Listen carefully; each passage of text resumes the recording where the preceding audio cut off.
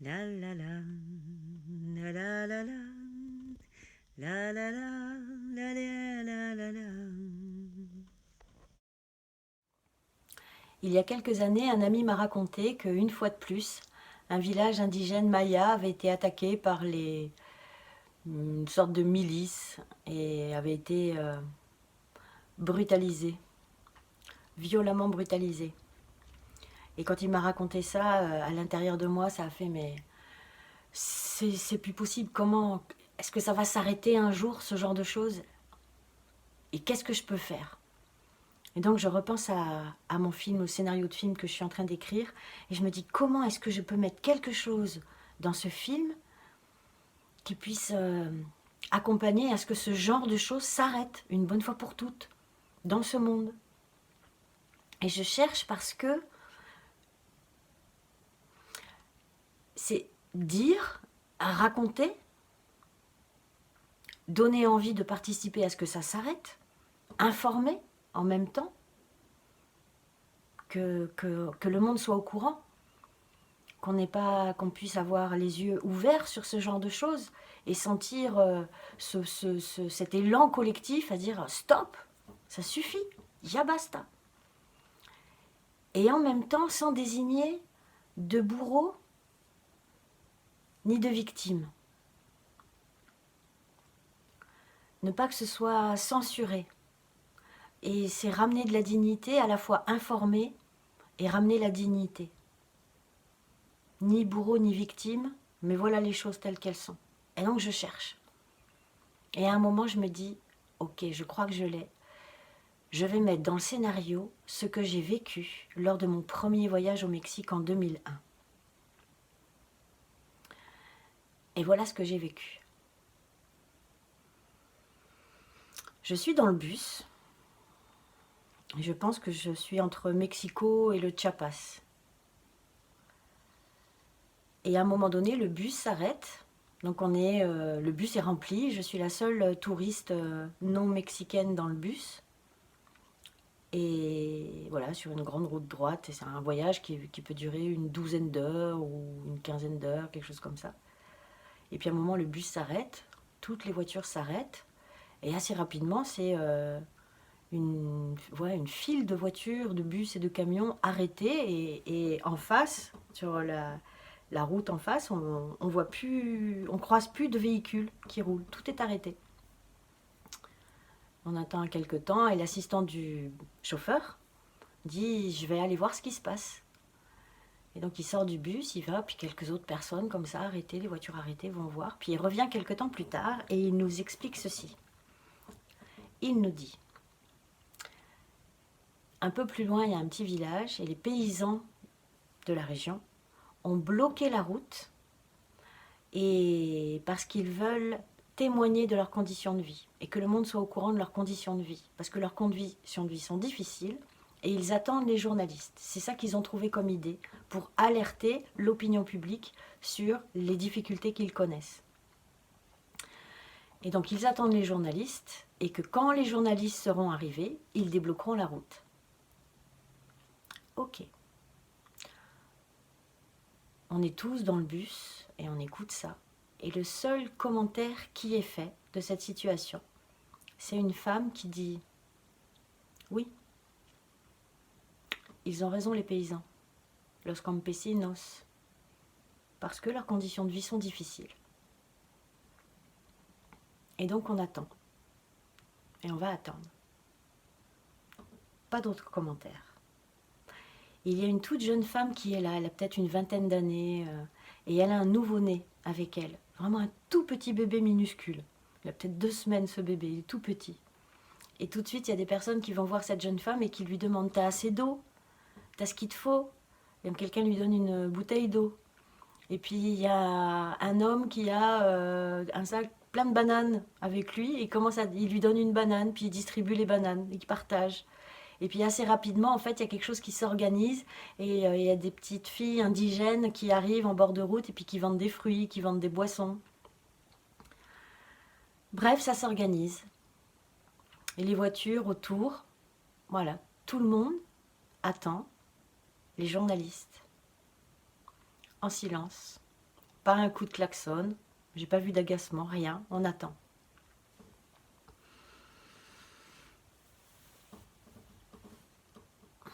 On va attendre une douzaine d'heures. Il fait une chaleur accablante. Et voilà, et je sors autour, je regarde, et il y a les gens, les portières ouvertes, les gens qui cherchent un peu l'ombre. Après des arbustes qui sont en bord de route. Et la file des véhicules arrêtés à perte de vue. On ne sait pas, en 12 heures, c'est des kilomètres, certainement, des kilomètres et des kilomètres de véhicules arrêtés en silence. Dans le silence de cette campagne, tout le monde attend les journalistes. Donc on va passer la nuit comme ça, cas un cas. Et le lendemain, à un moment donné, on entend un bruit de véhicule qui démarre. Et puis l'assistant qui vient monter dans le bus, on repart, les véhicules démarrent et ça commence à rouler tout doucement. L'assistant est là, il compte les passagers du bus, voir s'il y a bien tout le monde, on n'a pas oublié quelqu'un dans le talus. Et il y a cette file de véhicules qui se met en branle tout doucement, tout doucement. Et puis moi je suis à la fenêtre et donc je guette les journalistes. Et donc je m'attends à voir une foule de gens, des journalistes, des micro-poilus, des caméras. Et puis rien, on traverse un pauvre village et puis il y a quelques personnes, il y a des papys assis devant les maisons qui regardent passer au ralenti cette file de véhicules qui roule tout doucement. Des enfants, et puis c'est tout. Et puis petit à petit, ça prend un peu de vitesse jusqu'à retrouver une vitesse à peu près normale et j'ai rien vu. Et donc je me lève un moment et je vais voir l'assistant du chauffeur et je lui demande, ils sont venus les journalistes?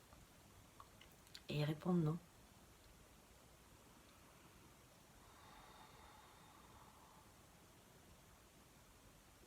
Et donc je me dis, ce jour-là, c'est cette scène-là que je vais mettre dans le scénario. Et voilà, et je l'ai en tête, je l'ai décidé. Et puis un jour, voilà, j'accompagne mon fils qui fait du tennis et je me dis, tiens, cet après-midi, je l'écris, parce que là, je sais que je vais la mettre, elle est très claire, la scène, elle est très simple à écrire, il y a très peu de dialogue, enfin, c'est tout simple, c'est maintenant que je la mets au propre. Et donc voilà, et il y a mon fils qui joue au tennis un peu plus loin, j'ai mon thermos de café, ma clope, je m'installe sous un arbre et ok, c'est parti. Et donc je replonge dans cette scène.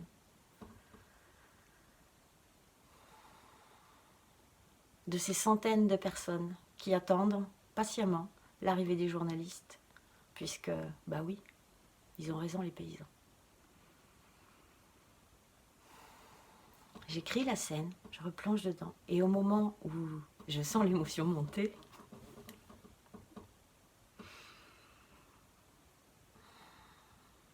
au moment où j'écris le dernier point, qui est l'assistant du chauffeur qui répond non, no vinieron, non.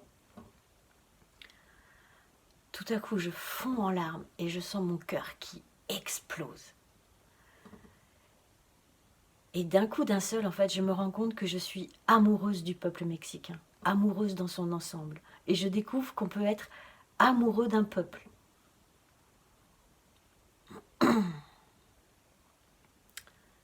Quelques années plus tard, il y a exactement 1 an,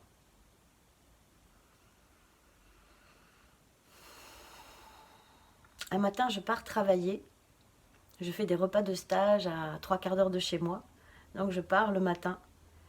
Et sur la route, j'aperçois au-dessus d'un pont des gens, tous ces gens habillés avec des gilets jaunes qui sont là à un rond-point et ça s'organise et ça bouge et ça commence à bloquer une route, la route qui arrive par en face. Donc c'est à la périphérie de Bordeaux. Moi je vais direction Paris-Angoulême et puis là il y a les voitures qui vont dans l'autre sens et ça bloque sur ce côté-là. Et je passe et je suis là, waouh! Et je vois, au fur et à mesure que je vois, une file de voitures arrêtées sur des kilomètres en silence, et sur un véhicule sur 3, un gilet jaune posé devant le pare-brise. Je suis là, waouh! J'attrape le gilet jaune qu'il y a dans la voiture, je le mets direct sur le pare-brise et j'avance en contemplant ces files de voitures avec des gens qui secouent les gilets jaunes aux fenêtres, avec des chauffeurs routiers, le gilet jaune accroché, et puis des gens qui klaxonnent, des gens qui se hèlent en se croisant. Et là, je retrouve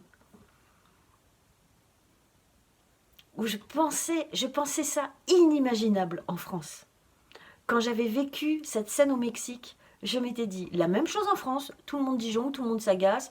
Oui, on est pris en otage par les paysans, par la li, par la la, râler, s'agacer, etc. Et je me disais, quelle leçon j'ai pris de la part de ce peuple mexicain. Et j'ai pu dire, je me souviens à un autre voyage où voilà, je me souviens discuter avec un chauffeur de taxi qui me dit le problème, qui me dit le gouvernement en a rien à foutre de son peuple, du bien-être de son peuple. Mais le problème, c'est qu'on est peu à penser comme moi. Et moi qui lui dis non, on est plein, mais on n'est pas au courant. Et là, ce jour-là, je découvrais qu'on était plein et qu'on n'était pas au courant. Voilà. J'arrive, je fais les repas de stage, je travaille toute la journée, le soir à 8h, le repas du dîner est prêt, je dis au revoir à tout le monde, je vais rentrer chez moi. Et là, je me retrouve dans l'autre sens. Et donc, je me retrouve bloquée dans l'autre sens. Je suis là, ok. Bon, ben voilà, c'est comme au Mexique. En 2001. Et donc, je patiente, je patiente.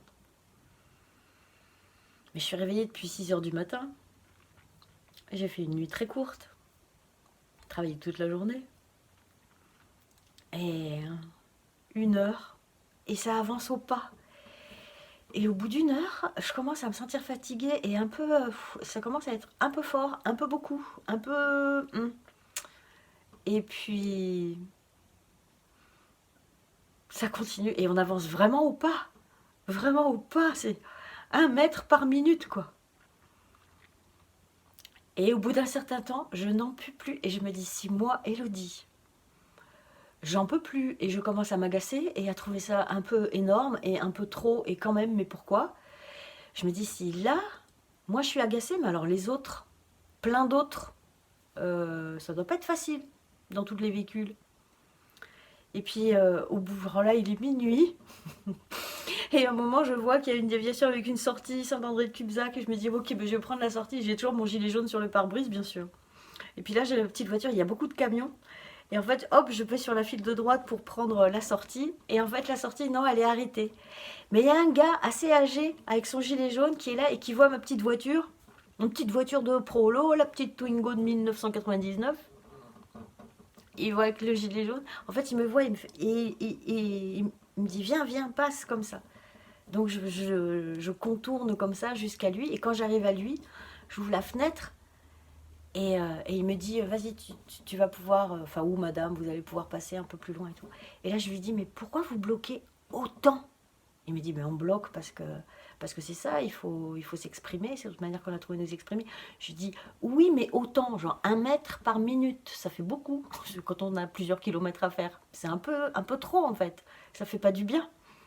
Donc je lui dis, oui, mais bloquez si fort. Et là, il me regarde et il me dit, mais parce qu'il faut que ça s'arrête tout ça. On ne peut pas continuer un monde pareil, qui fait du mal à tout le monde. Faut que ça s'arrête. Et là, je lui dis, bah oui. Et je sors et je lui prends la main. Et on se prend la main. Et là, il y a les 2-3 heures que je viens de passer dans ma voiture, genre, oublié d'un coup d'un seul. Bien évidemment, faut que ça s'arrête. Faut bien faire quelque chose. Bah là, c'est ça. Ok. Et voilà, et on se prend la main et je sens. Et cet amour qui passe dans cette simple poignée de main. Parce que moi, je suis au chaud dans ma petite voiture, mais lui, il a froid, il est dehors depuis ce matin, et il recommence le lendemain en plus.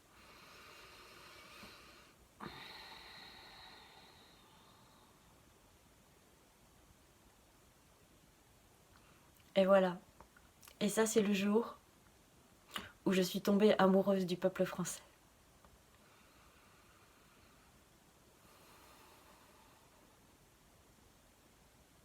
Alors soyons amoureux les uns les autres, solidaires et ensemble. Et sachons, diffusons que nous sommes un nombre innombrable. Potentiellement, nous sommes 7 milliards. Alors on continue et on lâche rien. Poco a poco, cientos de miles, poco a poco, somos millones.